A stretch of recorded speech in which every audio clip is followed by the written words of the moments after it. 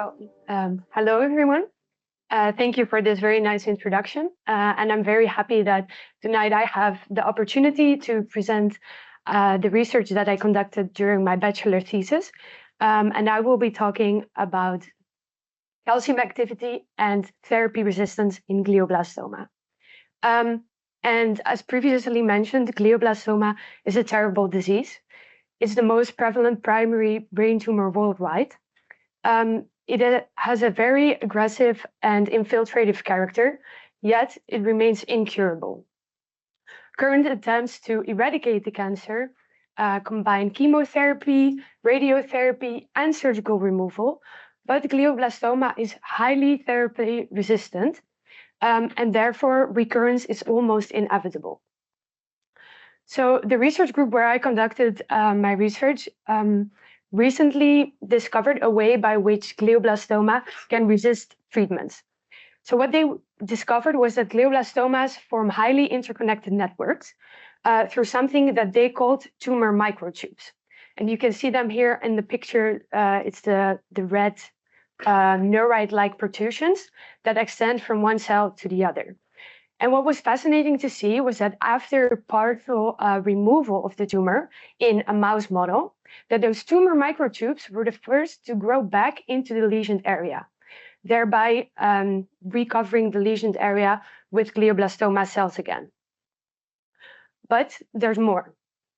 So what they also observed was that calcium waves could propagate through those tumor microtubes.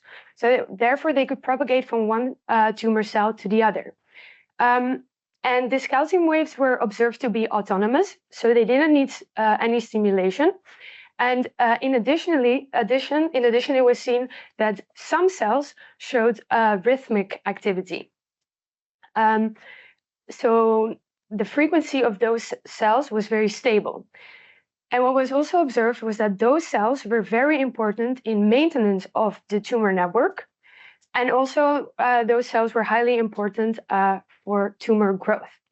So combining this knowledge of calcium activity being important for tumor growth and glioblastoma being highly resistant to therapies, we wondered whether those two things could have something to do with each other.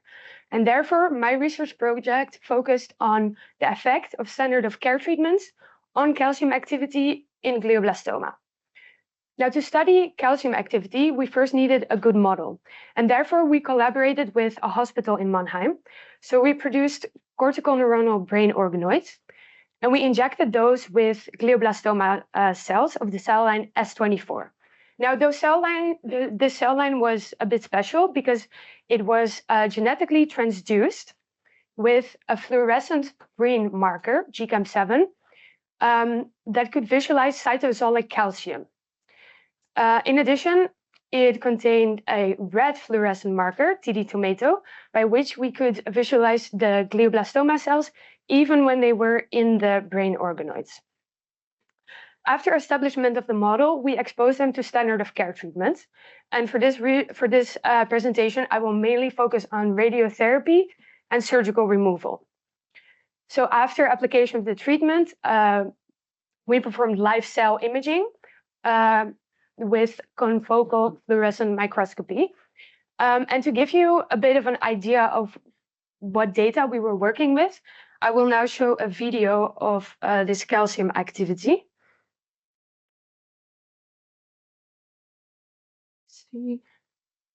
Yeah.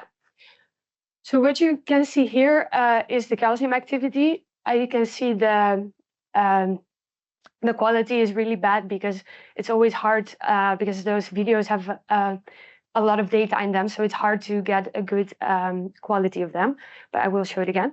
But you can see the cells blinking, and this means when they blink that they have increased calcium and decreased afterwards again. And you can even see some bursts, which means that there's one cell that starts the increased cytosolic calcium, and then it spreads to the surrounding cells.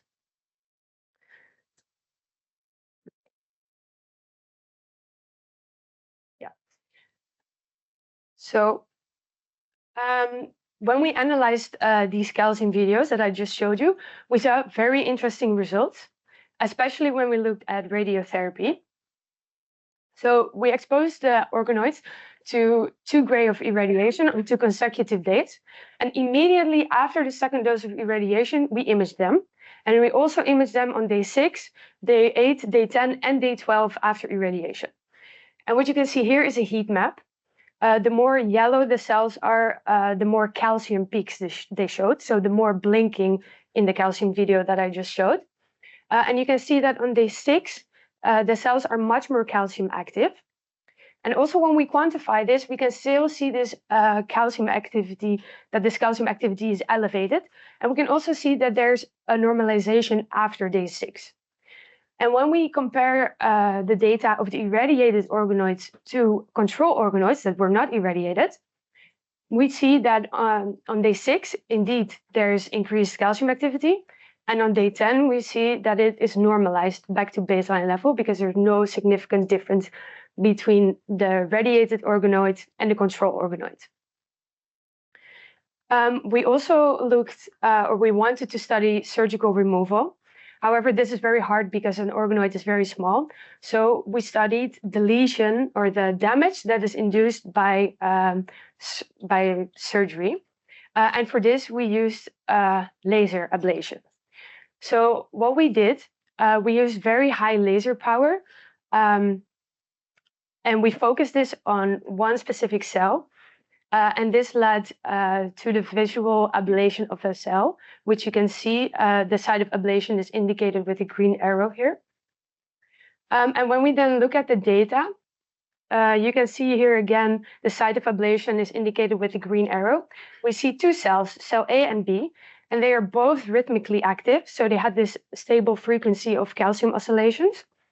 But what is remarkable to see is that cell A is firing very, very rapidly. It goes very fast.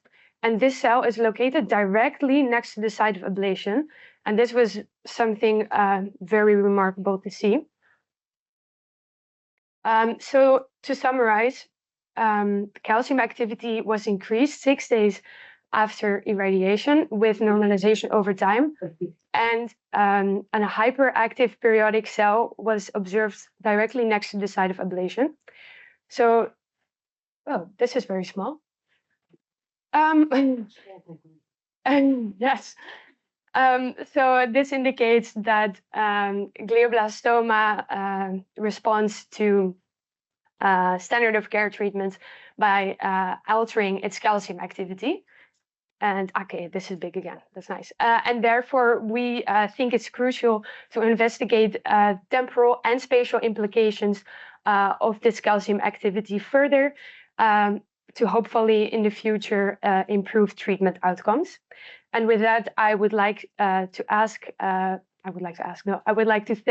the lab of Frank Winkler for hosting me and making this research possible. And I would like to thank all the students for welcoming me and supporting me, and especially Sophie Hoyer for helping me throughout the entire time of my project.